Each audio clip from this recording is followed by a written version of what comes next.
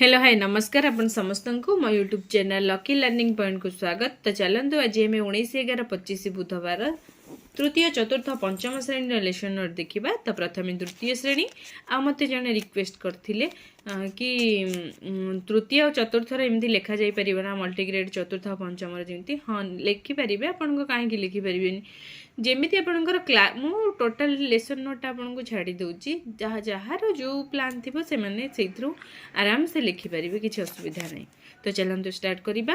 प्रथम पीरियड 10:30 रु 11:10 आम भाषा आम साहित्य प्रसंग सानसीना दानता महान आदर्श पठन और मार्गदर्शी पठन करेंगे। OD302 है येलो कोड 63 और 64 पृष्ठ अनुच्छेद मार्गदर्शी पठन करेंगे। 63-64 पृष्ठ अनुच्छेद आदर्श पठन करी। द्वितीय पीरियड 11:10 रु 11:50 डिकोडिंग और लिखन पाठ 109 कार्यपद करेंगे। प्रसंग रही कुआ और कोइली। OD306 है येलो कोड प्रसंग पढ़ी प्रश्नर उत्तर कहे और लिखे। पृष्ठ 127 कार्य कराइबे। कार्य पुस्तिका TLM।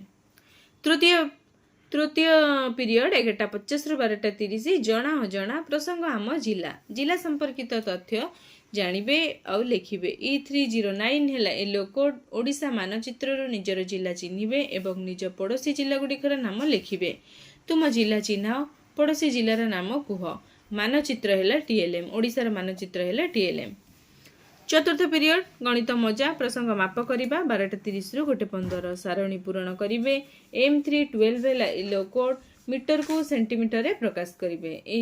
1 मीटर जे 100 सेंटीमीटर 5 मीटर 500 सेंटीमीटर तो से मीटर को सेंटीमीटर रे प्रकाश करेंगे।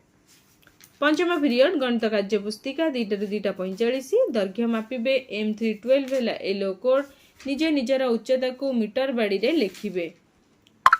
प्रति पिलांक उच्चता माप कराइबी। मीटर बाड़ी TLM।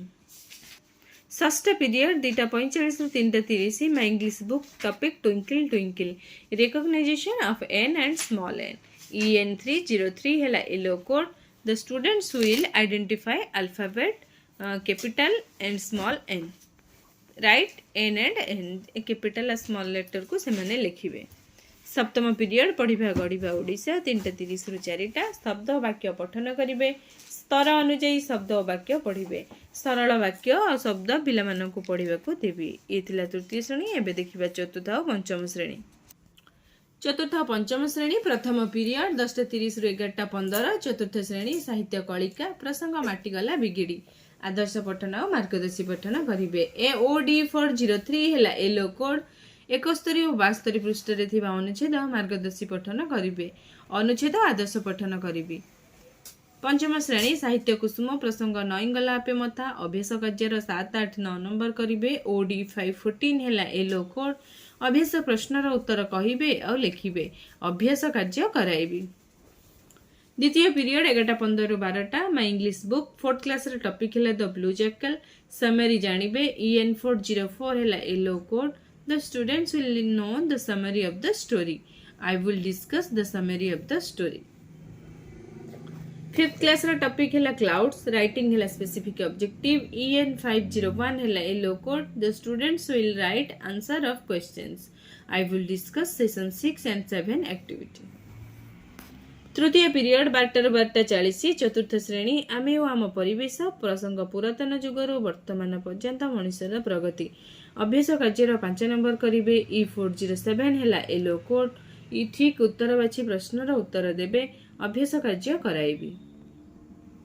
पंचम श्रेणी परिवेश विज्ञान प्रसंग भारतर उल्लेखनीय दर्शनीय स्थान रामेश्वरम विषय जानिबे। E507 है येलो कोड भारतर दर्शनीय स्थान रामेश्वरम विषय जानिबे। रामेश्वरम केउ राज्य रे अवस्थित? रामनाथ स्वामी मंदिर केउ सागर उपकूल रे अवस्थित? चित्र है TLM। चतुर्थ पीरियड 12:40 ରୁ 1:15 चतुर्थ श्रेणी गणित कुहुक प्रसंग भग्न संख्या रे सान बड़ चिन्हिबा समहर विशिष्ट भग्न संख्या मध्य रे बड़ सान बाछिबे। M405 है येलो कोड समहर भग्न संख्या मध्य रे बड़ और सान संख्या चिन्हिबे। एमती किछि भग्न संख्या देगी समान हर विशिष्ट भग्न संख्या मध्य रे बड़ और सान संख्या चिन्हाइबे। पंचम श्रेणी गणित धारा प्रसंग भग्न संख्या रे सान और बड़ क्रम हरण द्वारा समभग्न संख्या निर्णय करेंगे। M506 है येलो कोड ଲବ ଓ ହରରେ ସମାନ ସଂଖ୍ୟକ ସଂଖ୍ୟା ଭାଗ କରି ସମଭଗ୍ନ ସଂଖ୍ୟା ନିର୍ଣ୍ଣୟ କରିବେ। ଯେମିତିକି 2 ବିଭକ୍ତ 4 2 ହରିକି ତାର ସମଭଗ୍ନାଂଶ ବାହାର କଲେ 1 ବିଭକ୍ତ 2 ଏମିତି କିଛି କରିବେ। ପଞ୍ଚମ ପିରିୟଡ଼ 2ଟାରୁ 2:40 ଚତୁର୍ଥ ଶ୍ରେଣୀ ଆମେ ଓ ଆମ ପରିବେଶ ପ୍ରସଙ୍ଗ ପୃଥିବୀ ଓ ଆକାଶ। ସପ୍ତର୍ଷି ମଣ୍ଡଳ ବିଷୟରେ ଜାଣିବେ। E409 ହେଲା ୟେଲୋ କୋଡ୍। ସପ୍ତର୍ଷି ମଣ୍ଡଳରେ ଥିବା 7ଟି ନକ୍ଷତ୍ରର ନାମ ଜାଣିବେ। ସପ୍ତର୍ଷି ମଣ୍ଡଳରେ ଥିବା 7ଟି ନକ୍ଷତ୍ରର ନାମ ଲେଖ। ପରିବେଶ ବିଜ୍ଞାନ ପଞ୍ଚମ ଶ୍ରେଣୀ ପ୍ରସଙ୍ଗ ରହିଛି ବାୟୁ। ଅଭ୍ୟାସ କାର୍ଯ୍ୟର 6 ଓ 7 ନମ୍ବର କରିବେ। ଅଭ୍ୟାସ ପ୍ରଶ୍ନର ଉତ୍ତର କହିବେ ଆଉ ଲେଖିବେ। ଅଭ୍ୟାସ କାର୍ଯ୍ୟ କରାଇବେ। ଷଷ୍ଠ ପିରିୟଡ଼ 2:40ରୁ 3:20 ଚତୁର୍ଥ ପଞ୍ଚମ ଶ୍ରେଣୀ ପଢ଼ିବା ଗଢ଼ିବା ଓଡ଼ିଶା। ପଠନ କରିବେ। ସ୍ତର ଅନୁଯାୟୀ ଶବ୍ଦ ଓ ବାକ୍ୟ ପଢ଼ିବେ। ପଠନର ସ୍ତର ଅନୁଯାୟୀ ଶବ୍ଦ ଓ ବାକ୍ୟ ପଢ଼ିବାକୁ ଦେବି। ପଠନ ଫର୍ଦ୍ଦ ହେଲା TLM। ସପ୍ତମ ପିରିୟଡ଼ 3:20ରୁ 4ଟା ଚତୁର୍ଥ ପଞ୍ଚମ ଶ୍ରେଣୀ ଖେଳ ଖେଳିବେ। ପିଲାମାନେ ଖେଳ ଖେଳିବେ। ପିଲାମାନଙ୍କୁ ନେଇ ଖେଳାଇବି। ତ ଇଏ ଥିଲା ମୋର ତୃତୀୟ ଚତୁର୍ଥ ପଞ୍ଚମ ଶ୍ରେଣୀର ଲେସନ୍ ପ୍ଲାନ୍।